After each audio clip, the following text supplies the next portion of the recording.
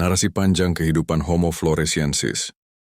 Di pedalaman Pulau Flores, sekitar 100.000 tahun yang lalu, sebuah dunia purba terbentang. Hutan lebat dengan pepohonan tinggi menjulang, aliran sungai yang berkelok-kelok, dan bukit batu kapur yang menyimpan gua-gua sunyi menjadi rumah bagi makhluk kecil yang misterius. Homo floresiensis dan tubuh mereka hanya setinggi seorang anak berusia 5-7 tahun manusia modern, namun mereka adalah orang dewasa. Tingginya sekitar 1 meter dengan berat sekitar 25-30 kg. Tubuh kecil itu bukanlah kelemahan, melainkan hasil adaptasi panjang terhadap kehidupan di sebuah pulau terpencil, di mana sumber makanan terbatas dan alam menuntut efisiensi. Kehidupan sehari-hari di liang buah, sebuah gua besar yang teduh dan sejuk, menjadi pusat kehidupan. Di dalamnya, kelompok kecil Homo floresiensis beristirahat setelah seharian berburu.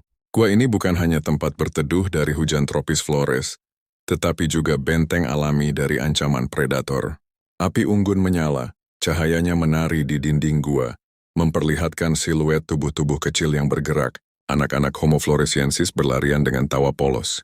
Meski suara mereka sederhana, penuh dengan seruan dan isyarat ikatan sosial terasa kuat. Para perempuan duduk sambil mengolah daging hasil buruan, atau mengasah batu menjadi perkakas tajam. Para laki-laki dengan tubuh kecil namun gesit, merencanakan perburuan berikutnya. Perburuan di Pulau Homo floresiensis bukanlah pemangsa besar, tetapi kecerdikan membuat mereka mampu menjatuhkan hewan-hewan yang jauh lebih besar dari tubuh mereka. Buruan utama adalah stegodon, gajah purba berukuran kerdil. Ukurannya memang lebih kecil dari gajah modern. Hanya setinggi sapi besar, tetapi tetaplah raksasa di mata manusia kecil ini. Perburuan dilakukan dengan kerjasama. Mereka menggiring stegodon ke area sempit, jebakan alam seperti tebing atau sungai dalam. Dengan alat batu runcing, mereka melukai kaki hewan itu hingga akhirnya roboh. Dari hewan itu mereka memperoleh daging untuk dimakan, tulang untuk dijadikan alat dan kulit untuk perlindungan. Selain stegodon, mereka juga berburu biawak besar dan hewan kecil lainnya. Namun yang paling berbahaya adalah ketika mereka harus berhadapan dengan nenek moyang komodo. Binatang itu jauh lebih besar dan kuat, dengan gigitan beracun yang mematikan. Karena itu, Homo floresiensis lebih sering menghindar, hanya sesekali mengambil kesempatan bila menemukan bangkai yang ditinggalkan predator. Kecerdikan dalam keterbatasan.